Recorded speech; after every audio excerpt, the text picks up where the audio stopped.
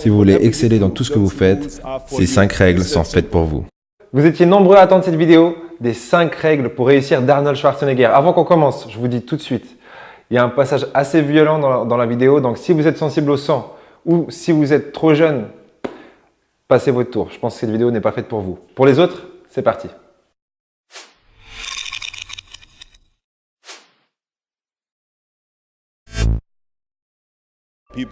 Les gens me demandent tout le temps, quel est le secret pour avoir du succès?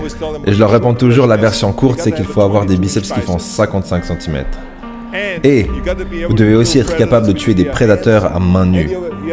Et vous devez être capable de retourner en arrière dans le temps pour sauver la race humaine. Et bien sûr, il vous faudra aussi ce charmant accent autrichien, mais ça c'est donné, vous savez.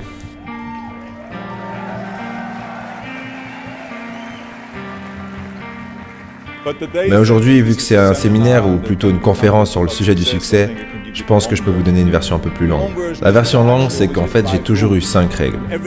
Et tout ce que je fais dans ma vie respecte ces 5 règles. Et ces 5 règles m'ont aidé à devenir une personne à succès dans de nombreux domaines différents. Et je suis certain que ces règles peuvent être appliquées à la vie de tous et toutes. Vous n'avez pas besoin d'être un champion de bodybuilding. Vous n'avez pas besoin de devenir le gouverneur de la Californie ou encore d'être un héros de film d'action. Rien de tout ça. Si vous voulez exceller dans tout ce que vous faites, ces 5 règles sont faites pour vous. C'est aussi simple que ça. Mais je dois vous dire, dès le départ, j'ai toujours été très intense. Même quand j'étais un enfant, j'étais très intense. J'étais comme un affamé. J'ai toujours voulu être le meilleur. J'ai toujours voulu être le numéro 1. Et j'ai toujours voulu aller au sommet. J'ai jamais cru au concept de la vie routinière. Par contre, je n'ai rien contre les gens qui aiment la petite routine, parce que je crois qu'il y a bien sûr plusieurs chemins différents qui mènent au bonheur. Mais je crois qu'on est tous ici pour avoir du succès et pour être motivés. Et c'est pour ça que ces 5 règles vous concernent. Donc la première règle est de trouver votre vision et de la suivre. Je pense que la chose la plus importante est d'avoir une vision claire de l'endroit où vous souhaitez aller. Un but. Où est-ce que vous voulez aller? Parce que bien sûr, vous pouvez avoir le meilleur navire au monde. Vous pouvez avoir le meilleur paquebot de croisière. Mais si le capitaine ne sait pas où aller, ce navire va se promener autour du monde, au milieu des eaux, mais n'arrivera jamais nulle part. C'est exactement comme ça que ça fonctionne dans la vraie vie. Si vous n'avez pas un but, si vous n'avez pas une vision, vous serez juste perdu. Et vous ne serez pas heureux. C'est pour ça que c'est autant important d'avoir une vision. Pour ceux qui pourraient penser que j'ai toujours été motivé, et dans ce sujet de la motivation et attiré par le succès, non, c'est pas le cas. Avant ça, quand j'avais pas de vision, quand j'avais pas un but précis, putain, mais qu'est-ce que je perdais de temps et qu'est-ce que j'étais mal. Et du coup, j'avais plein de micro-buts qui se créaient. Donc il y avait une fille qui passait, j'étais là, il faut absolument que je l'aie. Ou après, je passais devant une boutique, il y avait une montre et il faut absolument que je l'aie. J'avais plein de micro-buts qui servent absolument à rien. Et j'étais profondément malheureux, mais incapable de me rendre compte que j'étais malheureux presque.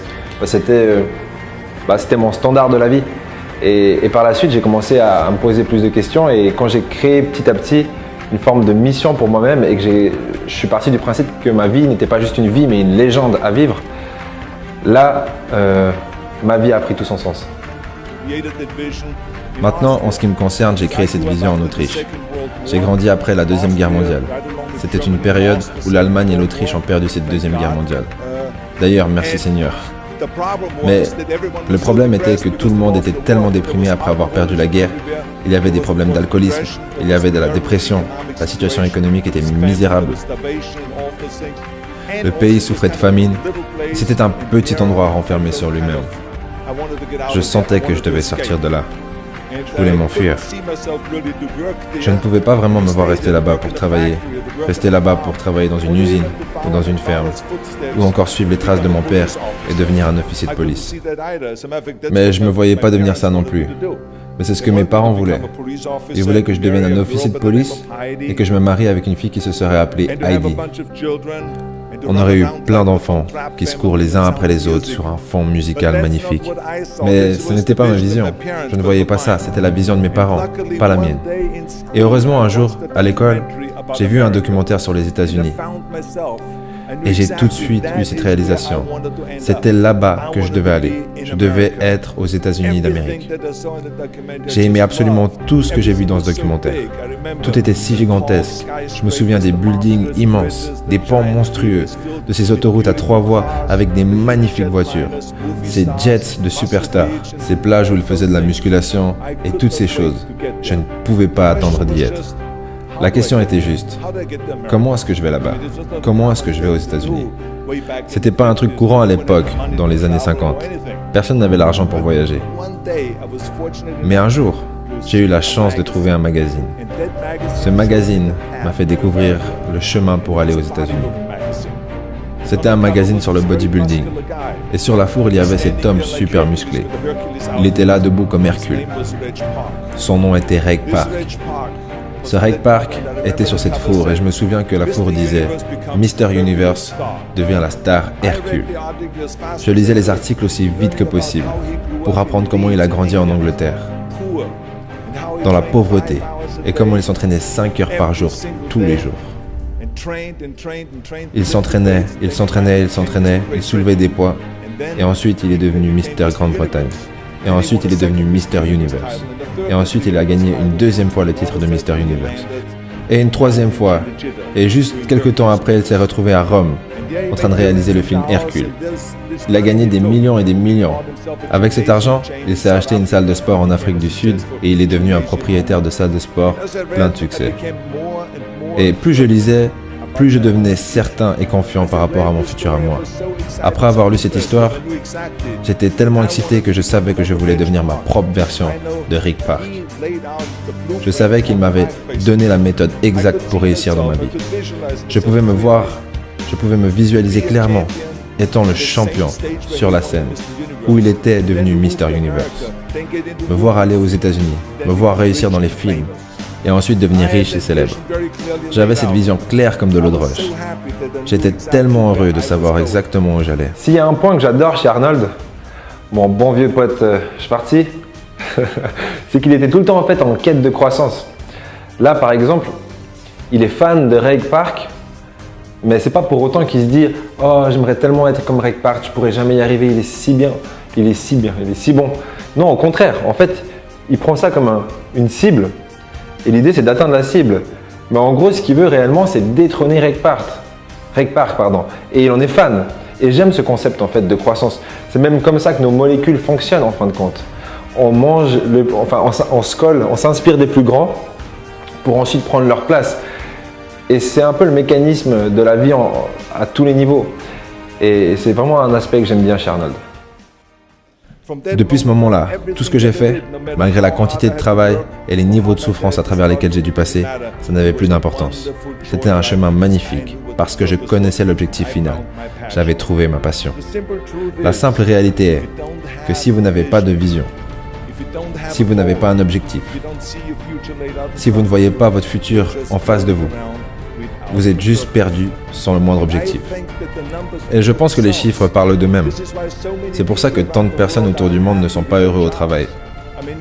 Je veux dire, en Amérique, 70% des gens détestent leur job et voudraient changer de travail. Mais pensez-y, ça veut dire que seulement un quart des gens aiment leur travail. Je trouve que cette statistique est totalement déprimante. J'ai toujours travaillé avec le sourire. Même quand je travaillais très dur, je passais toujours un bon moment, que ce soit dans le bodybuilding, dans les films ou encore en tant que gouverneur.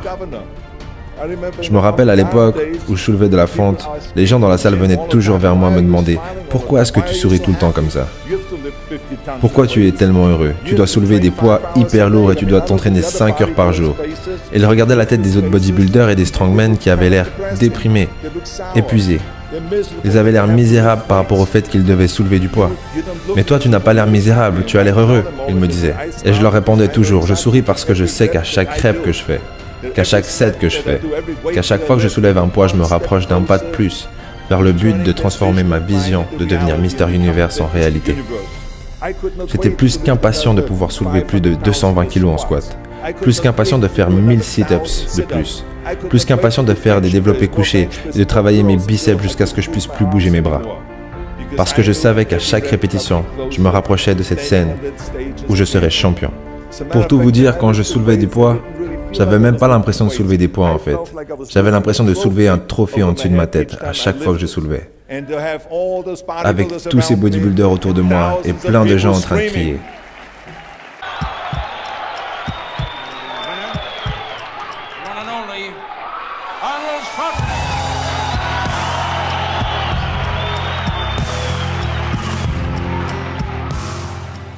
Là, j'aimerais vraiment que tout le monde m'écoute bien pour une raison. Hier encore, j'ai lu un commentaire, d'ailleurs je lis tous vos commentaires, qui disait que la chaîne était en fait un mensonge en soi, dans le sens où tout le monde n'allait pas réussir et que c'était comme de vendre du rêve. Et je suis d'accord avec cette personne et je lui ai dit d'ailleurs, il n'y a pas de souci, je suis d'accord avec cette personne pour cette personne. En fin de compte, il faut quand même réaliser, c'est un fait, on est dans une matrice de pensée. Et si vous croyez quelque chose, avec persistance, ça deviendra votre réalité. Arnold en est la preuve vivante. Sauf que lui, justement, il a décidé de croire quelque chose de positif pour lui. Donc, faites pas cette erreur. Gagnez au niveau des pensées et maintenez une pensée positive, entre guillemets. Pas positive dans le sens où la vie est belle, mais positive dans le sens de l'obtention de votre but. Maintenez cette pensée. Si vous êtes pauvre, vivez dans un état mental où vous voyez de la richesse autour de vous, malgré la pauvreté dans le monde physique. Si vous êtes capable de faire ça sur le long terme, vous ne pouvez que réussir.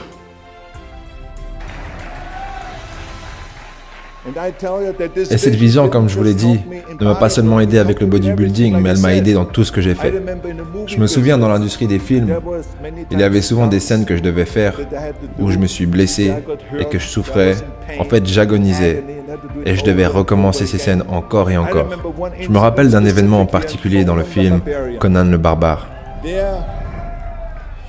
Dans ce film, j'étais en train de ramper sur des cailloux et du gravier. Je tenais mon épée en face de moi.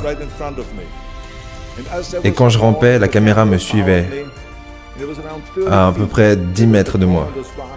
Et au bout d'un moment, après une dizaine de prises, mes coudes et mes genoux ont commencé à saigner et me faire mal. Et le directeur est venu vers moi, il m'a demandé « Est-ce que ça te dérange si on fait une prise de plus ? J'aurais besoin d'une prise rapprochée. » Je lui ai dit « Non, ça me dérange pas du tout. » Je lui ai dit « Fais autant de prises que tu veux. » Il a répondu « Non, tu souffres, ça se voit. » Je lui ai dit « Non, non, non, je ne ressens aucune souffrance. La seule chose que je vois, c'est la scène finale. Je vois la scène finale, avec moi en train de ramper, avec mon épée au premier plan, en train de ramper discrètement pour me pointer derrière Tulsa-Doom, le grand méchant de ce film qui a tué mes parents. Je me vois en train de me lever derrière lui et lui couper la tête. Voilà ce que je vois.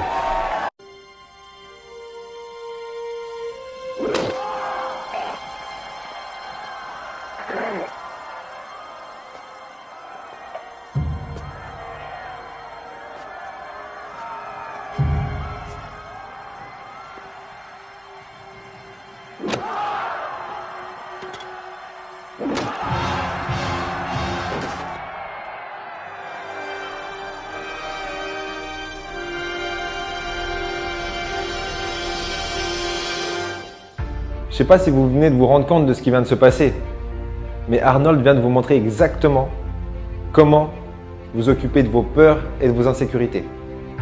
C'est-à-dire, vous venez par derrière gentiment et vous leur coupez la tête. Plus sérieusement, encore une fois, j'insiste sur le point de la matrice de pensée. Ça peut être abstrait pour certains d'entre vous, mais ne soyez pas une victime. Je pense qu'on passe tous à travers des moments difficiles, ça ne va pas forcément comme on veut tout le temps. Mais le problème avec la plupart des gens, c'est le manque de patience. Et si vous êtes persistant et que vous êtes capable de définir un but et de vivre tous les jours, de vous lever tous les jours avec ce but en tête et de le maintenir à travers vos journées, vous y arriverez. Vous vous rappelez? Écrasez vos ennemis, regardez-les tomber devant vous et écoutez les lamentations de leurs femmes.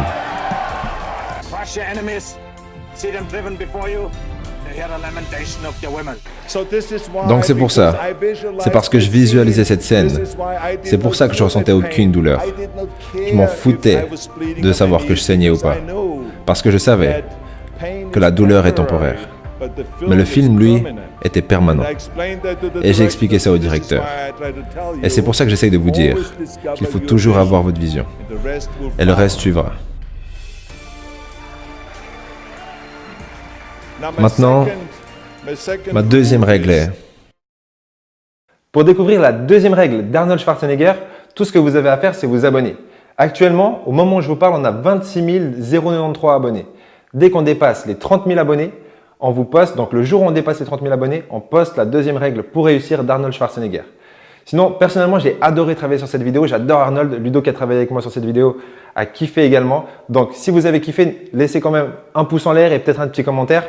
Et sinon, pour ceux qui veulent mettre en pratique ces conseils que vous avez dans nos vidéos, des conseils pour réussir, tout ce que vous avez à faire, c'est cliquer dans le lien qui se trouve dans la description pour télécharger gratuitement notre livre Motivation, kit de survie, tuer le confort, votre vie en dépend.